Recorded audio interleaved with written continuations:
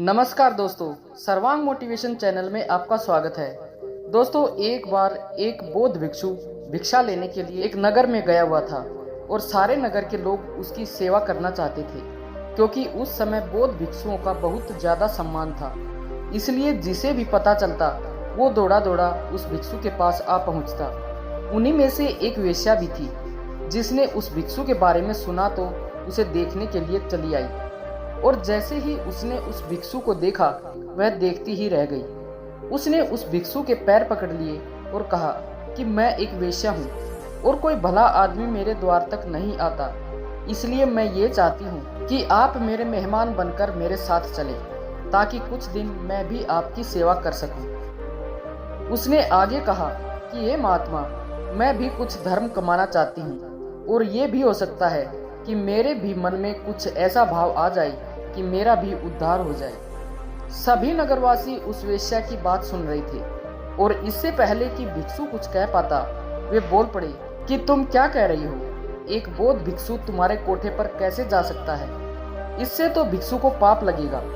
नगरवासियों की बात सुन वेश्या ने कहा कि मैं इन्हें अपने पाप को मिटाने के लिए ही अपने साथ चलने के लिए कह रही हूँ। उनकी बातें सुनकर भिक्षु ने कहा कि मैं अपने गुरु बुद्ध से इसकी अनुमति लेना चाहता हूँ। यदि वे कहेंगे तो मैं आपके साथ चलूँगा। ये सुनकर वेश्या ने कहा कि मैं आपका इंतजार करूँगी। इतना सुनकर नगर के सेठ ने कहा कि हे महात्मा, ये पापिन है, आप मेरे साथ चलिए, इसका कोठा आपके जाने लायक नहीं है। इतना सुनकर उस वेश्या ने कहा कि तब तो इस नगर वाले सारे अमीर पापी हैं, वे सभी मेरे पास आ चुके हैं, और सेठ जी आप भी तो मेरे पास आते हैं, तो तुम पाप से कैसे मुक्त हो सकते हो? तुम भी पापी हो।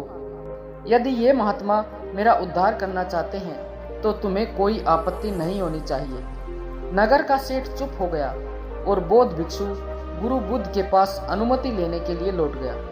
गुरु के पास पहुंचकर उसने अपने साथ हुई घटना के बारे में अपने गुरु को सारी बातें बताई। गुरु के सभी चेले ये बातें सुन रहे थे और सोच रहे थे कि अब गुरु क्या कहेंगे।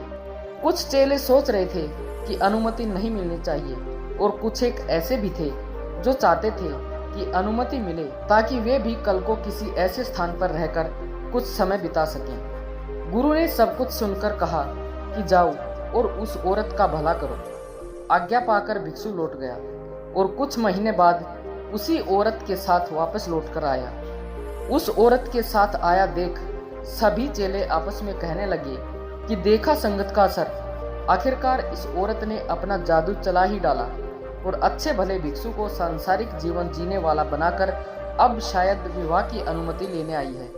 लेकिन गुरु को अपने चेले के बारे में पता था, इसलिए गुरु उन्हें आता देखकर मुस्कुरा रहे थे। भिक्षु ने अपने गुरु के पैर पकड़े और कहा कि हे गुरु, मैंने इस औरत का उद्धार कर दिया है, अब ये एकदम शुद्ध आत्मा बन चुकी है, अतः इसे भी अपनी शिष्या स्वीकार करें। ये सब सुनकर सभी भिक्षु आश्चर्य में पड़ गए कि ये कैसे हुआ।